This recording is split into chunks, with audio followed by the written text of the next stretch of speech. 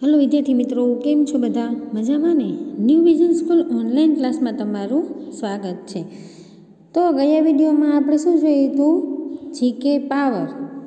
तो आज आपणे एमां थिंग्स इन क्लासरूम ए आपणे जोई गया हता, पण तो पण आपणे आज रिविजन करी लईए के क्लासरूम में शुं शुं वस्तु होय एना विશે વાત કરવામાં આવી છે। तो क्लासरूम में शुं होय? तो ब्लेकबोर्ड होय, चोक होय, खुर्शी होय, टेबल होय, पाटली होय, चार्ट होय, नक्शो होय, नोटिस बोर्ड होय, पंखो होय, स्पीकर होय, डस्टर होय। तो आपણા વર્ગખંડમાં જે પણ કઈ વસ્તુ હોય ને એના વિશે અહીંયા વાત કરવામાં આવી છે। તો એના મેં તમને સ્પેલિંગ, ઉચ્ચાર અને અર્થ હોમવર્કમાં લખવા માટે આપ્યા હતા, તો તમે પાકા કરી નાખ્યા હશે। તો હવે આપણે આગળ જોઈએ।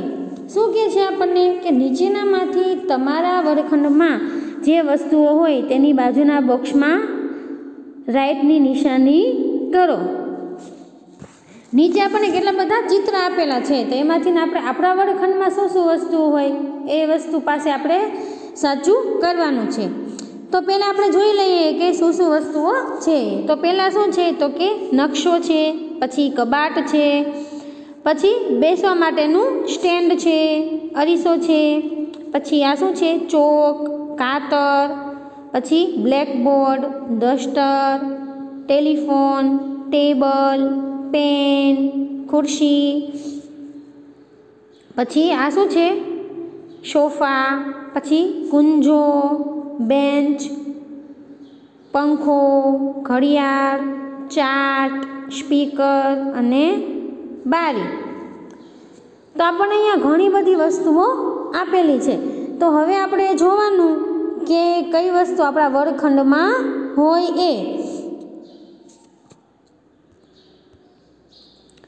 ચાલો, તો પેલું શું છે? નકશો।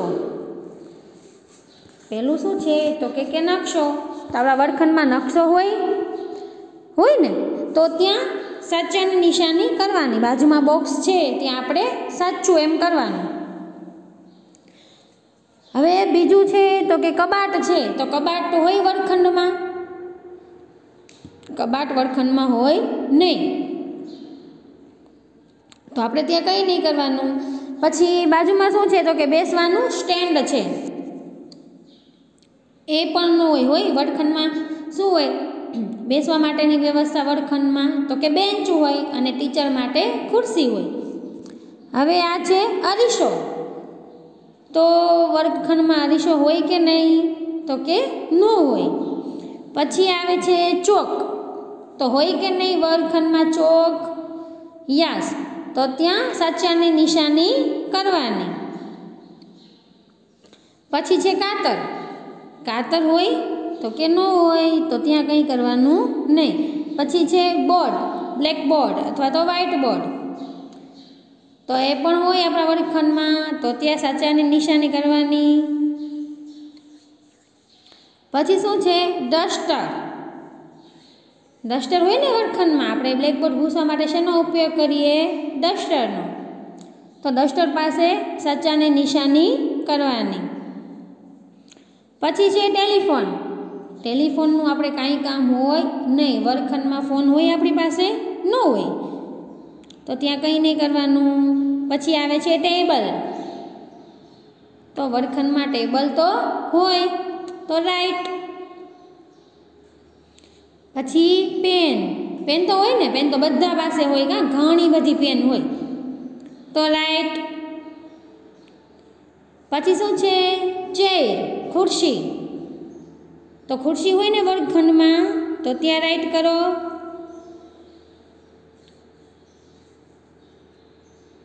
પછી છે સોફા।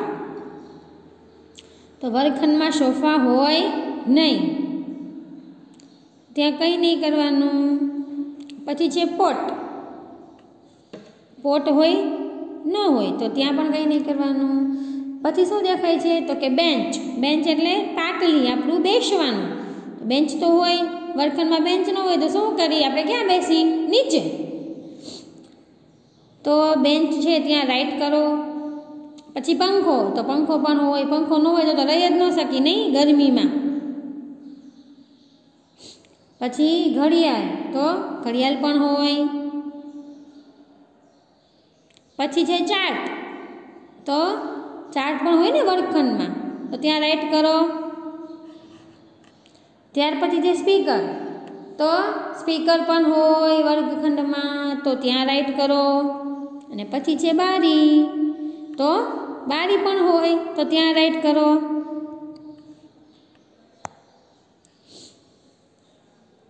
સમજાઈ ગયું શું કરવાનું હતું? એ આપણા વર્ગખંડમાં જે પણ કંઈ વસ્તુઓ હોય ત્યાં રાઈટ કરવાનું. તમને એમ થાય કે અમારા વર્ગખંડમાં તો ઘડિયાળ નથી, તો ત્યાં રાઈટ નહીં કરવાનું. સમજાય છે? પછી સ્પીકર છે તો એમ થાય કે ના અમારા વર્ગખંડમાં સ્પીકર તો નથી, તો ત્યાં નહીં કરવાનું.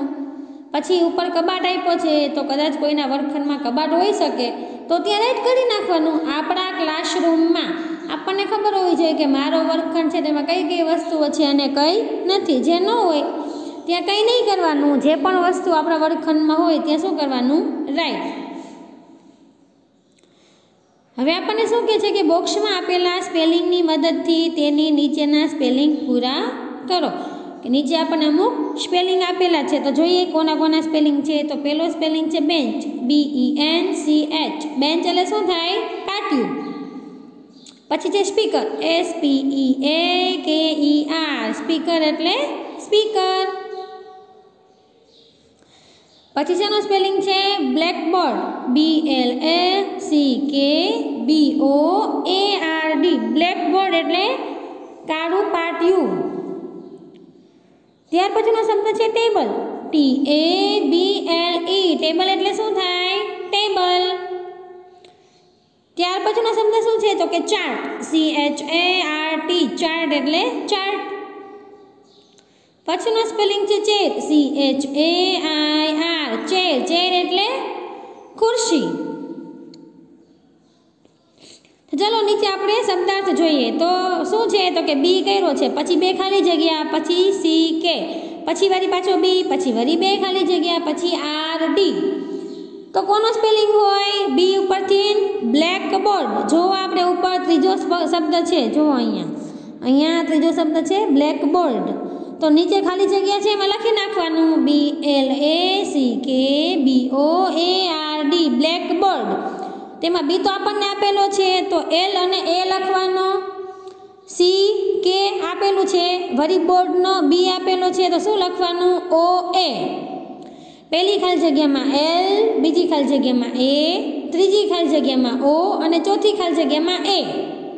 સમજાઈ ગયું? હવે બીજો સ્પેલિંગ છે બેન્ચ. તેમાં બી આપેલો છે, પછી વચ્ચે બે ખાલી જગ્યા CH. તો બી વાળો શબ્દ તો એક જ છે હવે બેન્ચ. તો પહેલી ખાલી જગ્યામાં લખો E અને બીજી ખાલી જગ્યામાં N, બેન્ચ. પછી ત્રીજો છે એમાં શું આપેલું છે? પહેલા S. ત્રીજો છે એમાં પહેલા આપ્યું છે S. તો આવી રહ્યો S વાળો સ્પેલિંગ સ્પીકર. તો S પછી બે ખાલી જગ્યા, પછી AK, પછી ખાલી જગ્યા અને પછી R.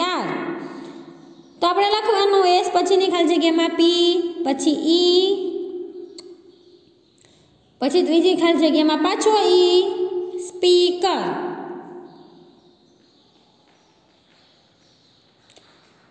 હવે પછી શેનો સ્પેલિંગ આપ્યો છે? તો કે ટી.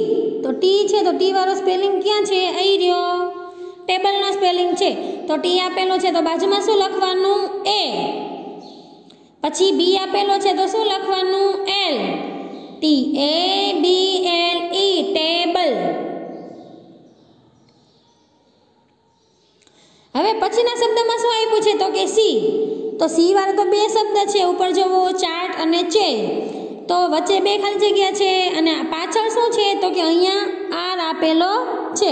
તો R હોય તો R વાળો સ્પેલિંગ જોઈ રહ્યો, ચેરનો સ્પેલિંગ છે. સમજાય છે? પાછળ R આપેલો છે, તો શું લખવાનું?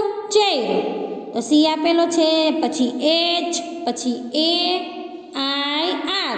ચેર. ચેર એટલે કે ખુરશી. હવે પાછો સી વાળો સ્પેલિંગ આવ્યો, તો કયો બાકી રહી ગયો? અહીંયા આવી રહ્યો ચાર્ટનો. તો અહીંયા પાછળ ટી આપેલો છે એટલે ચાર્ટનો હોય.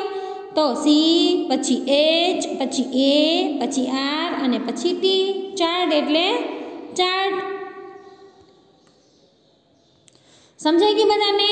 તમારે હારોહાર આ પૂરતું જવાનું છે. છે પેજ ખુલ્લું રાખી અને તમારે પૂરી નાખવાનું. તમારા વર્ગખંડમાં જે વસ્તુ હોય એની પાસે રાઈટ કરવાનું, જે વસ્તુ ન હોય ત્યાં કંઈ કરવાનું નથી.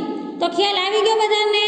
અને નીચે તમને સ્પેલિંગ આપ્યા છે, 6 સ્પેલિંગ આપેલા છે, એ પણ તમે એકવાર તમારી બુકમાં લખી નાખજો એટલે તમને બધા સ્પેલિંગ યાદ રહી જાય. કે બ્લેકબોર્ડ છે તો બ્લેકબોર્ડનો સ્પેલિંગ શું થાય, બેન્ચનો સ્પેલિંગ શું થાય, સ્પીકરનો સ્પેલિંગ શું થાય. ચલો આજ માટે આપણું હોમવર્ક શું છે તો કે આ પેજ જે મેં પૂરાવ્યું એ પેજ તમારે આઈડલ બુકમાં પૂરવાનું છે અને નીચેના જે શબ્દાર્થ છે એ તમારે બીજી નોટમાં લખવાના અને પાકા કરવાના છે. હવે પછીનું જે આવશે એ આપણે બીજા વિડીયોમાં જોશું. Thank you.